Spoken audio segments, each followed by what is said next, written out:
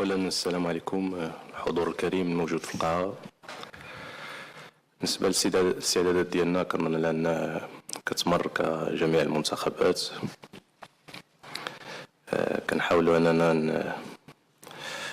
أننا نسترجعوا اللاعبين ديالنا اللي كانوا مع الفرق ديالهم. ما كانش عندنا الإمكانية باش كل شيء يحضر في وقت واحد ولا يحضر في واحد الوقت يسمح باش أننا نديروا استعدادات بطريقة مثلى، لكن علينا أننا نتكيفوا مع الوضع. عندنا لاعبين اللي كانوا حضروا البارحة، عندنا لاعبين اللي حضروا قبل البارح، عندنا لاعبين اللي حضروا 3 أيام. فما حدنا حنا كنستعدوا وكنتعاملوا، حنا كنجمعوا المجموعة وكتكتمل المجموعة. ولكن الاستعدادات الحمد لله كتمر في ظروف جيدة، ظروف كتحمل بزاف ديال الجدية، بزاف ديال المسؤولية وبزاف ديال الاحترافية. الأمور طيبة الحمد لله. أرحب في لاعب المنتخب المغربي الكابتن وليد أزارو. ممكن تكلمنا عن مباراة اليوم، عن مباراة بكرة، عن استعداداتكم لها؟ اولا السلام عليكم. كما قال السي طارق، الاستعداد ديالنا غادا في واحد النهج تصاعدي. كنظن ان جميع اللاعبين عارفين المسؤوليه اللي عليهم وعارفين اننا تابعنا واحد الشعب اللي هو كيعشق كرة القدم. اللاعبين في اتم الاستعداد ديالهم باش اننا ان شاء الله نقدموا احسن مستوى كعائله كمجموعه كفريق. التدريبات غادا بشكل جيد الحمد لله، اللاعبين عارفين اللي عليهم. كنظنوا ان شاء الله غنكونوا في اتم الاستعداد باش نقدموا احسن مستوى ونفرحوا جميع المشجعين ديالنا باذن الله.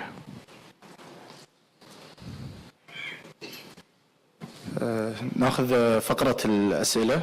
أي واحد نعطيه السؤال بس يعرف باسمه والمكان اللي هو فيه. تفضل.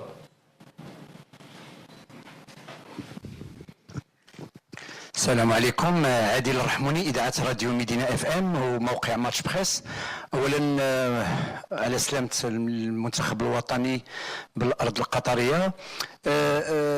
كوتش، اولا واش يعني على دفعات المنتخب الوطني، خاصة انه تجرت مباراة ديال عصبة ابطال افريقيا وكأس الكونفدرالية، ما اثرش على الاستعدادات ديال المنتخب، خاصة انه تصاب لنا لاعب، خلصنا الضريبة ديال اللاعب يوسف المهيري ديال نهضة بركان اللي كان في اللائحة. كذلك شفنا المنتخب او الفريق بيراميدز اللي سمح اللاعب وليد القرتي باش يلتحق بالمنتخب. واش ما هاد الدربكه كما كيقولوا ما خربقاتش يعني التدريب ديال المنتخب الوطني المغربي، خاصه ان كل الاعلام العربي يتحدث عن الانجازات ديال المنتخب؟ واش ما كتحسوش بواحد المسؤوليه على المنتخب الوطني انه جابته بالبطل؟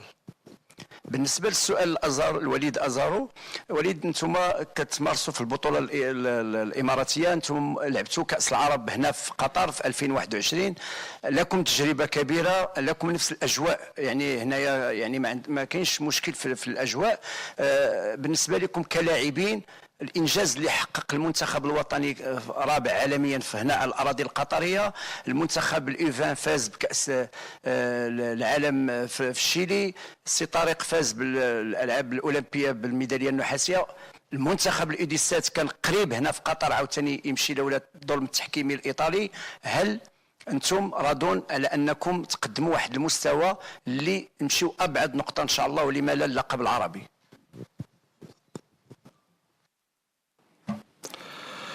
فأولا مشكور على السؤال ديالك.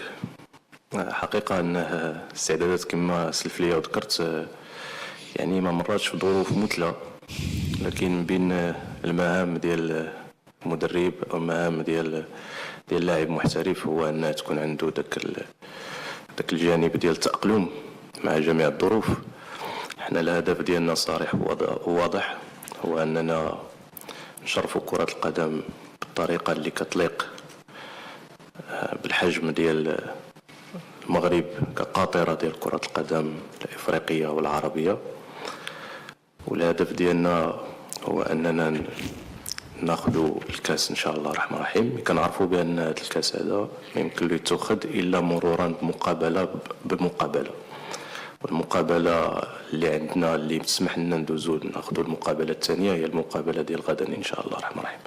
فالتركيز ديالنا منصب على المقابلة ديال غدا، كنمشيو ايتاب بار ايتاب، يعني مرحلة بمرحلة. الهدف ديالنا الأول هو أننا ندوزو الدور الأول، ومن بعد تفتح لنا الأبواب باش أننا إن شاء الله بنفس العزيمة بنفس الإرادة أننا نمشيو المقابلة ديال الربع، وندوزو المقابلة ديال النصف، وندوزو المقابلة ديال النهائي، وإن شاء الله نتوجو بالكأس. أكيد أن المغامرة ما تكونش مفروشة بالورود، لأن كاينين منتخبات من عيار ثقيل ما يفوق 7. يكفي أنني نذكر أن كاين منتخبات في الخليج اللي ديجا مكاليفيا لا كوب دي موند، كاين كذلك منتخبات في افريقيا اللي ديجا مكاليفيا لا كوب دي موند. نظن بان يعني لا كونكورونس ما تكونش سهله بتاتا. حنا واعيين بهذه الامور، ولكن في نفس الوقت عندنا واحد الثقه كبيره، واكثر منها عندنا واحد الحب كبير للوطن ديالنا ولتشريف الرايه الوطنيه ديالنا. لأن هذا هو الجو اللي سائد في المجموعة، والظروف بكل صراحة ماشي ظروف مثلى من أجل الاستعداد المنافسة من هذا الحجم.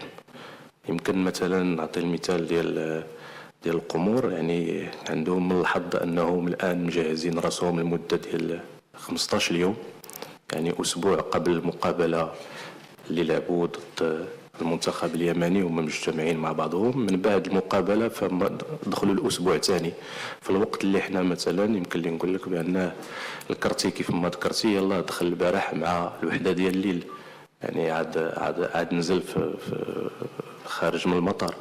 فبن طايق حتى البارح عاد دخل ما تدربش معنا، حتى البارح عاد يدرب معنا اليوم، يديروا حصه فقط لازاله العياء. كاين لاعبين اللي جاوا قبل البارح كيف ما سبق لي وذكرت.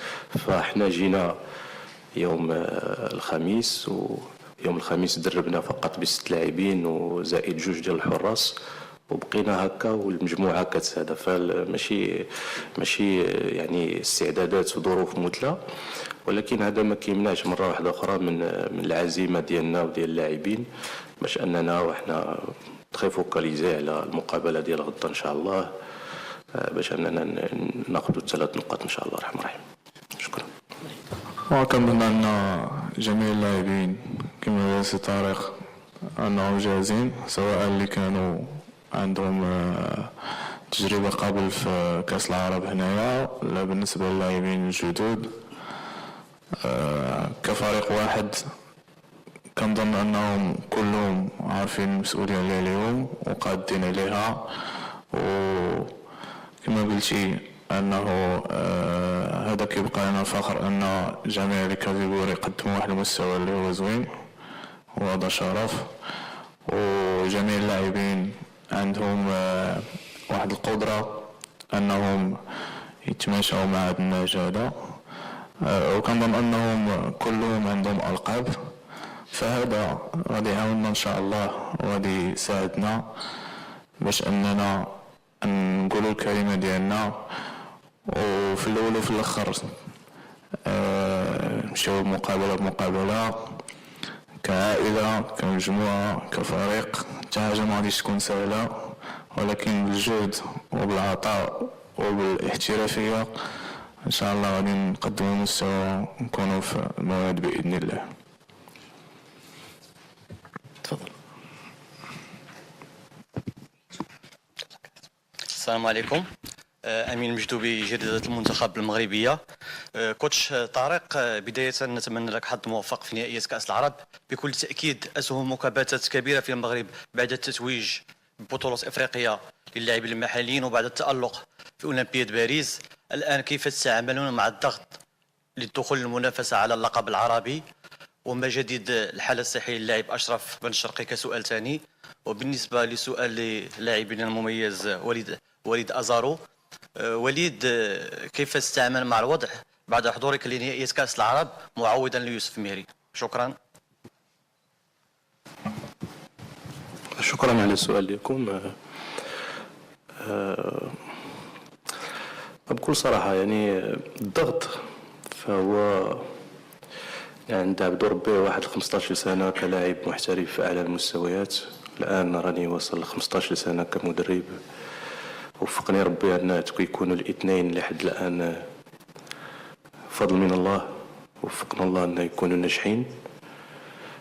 لكن ما نكذبش عليك بأن هاد الجوج الأشياء اللي ذكرتي، لا التألق في الأولمبياد ولا التألق في الشان، فكيجعل أنه يكون ضغط، ولكن ضغط من باب المسؤولية ماشي ضغط سلبي. فالضغط اللي كاين هو أننا يعني كنعرفوا حق المعرفة شنو كينتظرنا. الضغط اللي كاين هو أننا خصنا نكونوا في الموعد. الضغط اللي كاين هو أننا خصنا نكونوا عند حسن الظن. الضغط اللي كاين هو أننا كنعرفوا القيمة ديال الراية الوطنية. الضغط اللي كاين هو أننا نمشيو بواحد ليطا ديسبري اللي خصو يكون فيه 40 مليون كتنتظر الفرحة ديالها، الابتسامة ديالها، الفخر ديالها. فمن باب المسؤولية كاين الضغط، وضغط اللي إيجابي ماشي ضغط سلبي، اللي كيعطينا واحد لو درايف باش أننا نعملوا بجد ونعملوا بجهد ونعملوا بتفاني من أجل أننا نوصلوا للمبتغى ديال هاد لأن الاختيار باش تكون على رأس منتخب وطني أو باش تمثل كلاعب المنتخب الوطني فهو ما تيتعطاش لأي واحد. هو تشريف، ولكن في نفس الوقت فهو تكليف وحمل اللي ماشي سهل، وكيتعطى للناس اللي سبيسيال واللي خصهم يكون عندهم القدرة والمؤهلات باش أنهم يأديو داك لا ميسيون اللي ملقات على العاتق ديالهم وينجحوا فيها. فكنتمنى من الله باش ربي يوفقنا. احنا اللي أكيد بأننا ما غاديش ندخروا ولا جهد باش أننا نكونوا عند حسن الظن ديال الجميع، وأولهم سيدنا الله ينصرو. شكرا.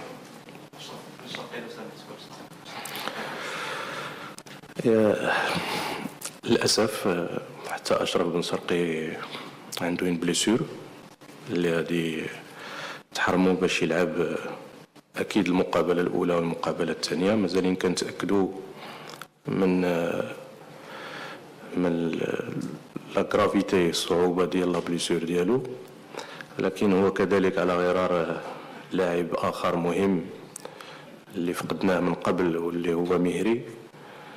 فهذه من الأشياء اللي كنا يعني ماشي فقط الطريقة ديال الاستعدادات قبل أول مقابلة اللي كان اللاعبين كانوا كيمشيو يلعبوا مع الفرق ديالهم واللي كانت كتنتج عليها العياء. كاين لاعبين اللي لعبوا في جنوب افريقيا، كاين لاعبين اللي لعبوا في زامبيا، كاين لاعبين اللي لعبوا في نيجيريا. فعلى بعد 3 أيام أو 4 أيام من أول مقابلة فصعب كثير. ولكن كان عندنا كذلك الهاجس ديال كيفاش نجاريو لا فاتيك ديال لو فواياج وديال الماتش وهذا. مي كان الهاجس الكبير كبر من هذا الشيء هذا كامل، هو كيفاش نجاريو بحد الله يحفظ إلا تقصح لنا شي واحد. وللاسف بكل صراحه للاسف كنت كنتمني النفس باش انه مهري يكون معنا، كنت كنتمني النفس باش انه بن شرقي ما يتعطبش، ولكن قدر الله ما شاء فعل. نحاولوا ان نتمنى من الله تكون فيها خير ان شاء الله الرحمن.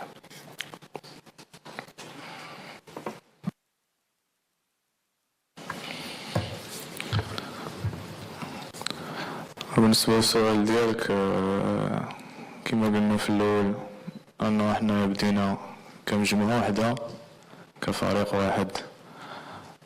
جميع اللاعبين كانوا مستعدين باش أنهم يضحيو يساعدوا بغياتهم برا الملعب قبل الملعب.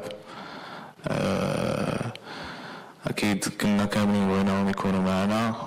ميري لمن الشرقي المنبر كنتمنى لهم الشفاء العاجل إن شاء الله. نختم مؤتمرنا الصحفي للمنتخب المغربي. شكرا لكم جميعا.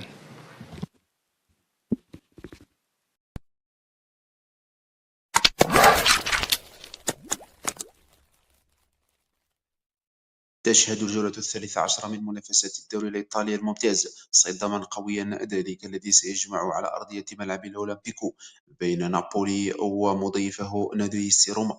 وفي هذا الفيديو سنوافيكم بالموعد والتوقيت القنوات الناقلة لهذه المقابلة. إذن سيستضيف روما نادي نابولي وذلك اليوم الأحد انطلاقا من الساعة 7:45 بتوقيت غرينتش، الساعة 10:45 بتوقيت مكة المكرمة. ويمكنكم مشاهدته عبر قناة أبو ظبي الرياضية.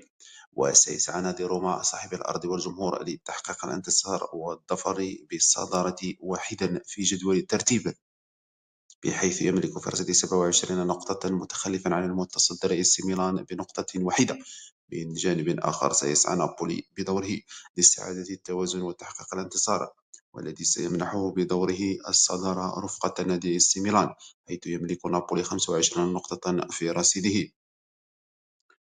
ويعتبر روما من إحدى الفرق التي تقدم مستويات لافتة للغاية هذا الموسم تحت إمرة مدربه غاسبريني، ويسعى للمنافسة على لقب السكوديتو والغائب عنه منذ سنوات طويلة. فهل سينجح روما في تحقيق الانتصار أم سيكون لنابولي بقيادة الثعلب كونتي رأي آخر؟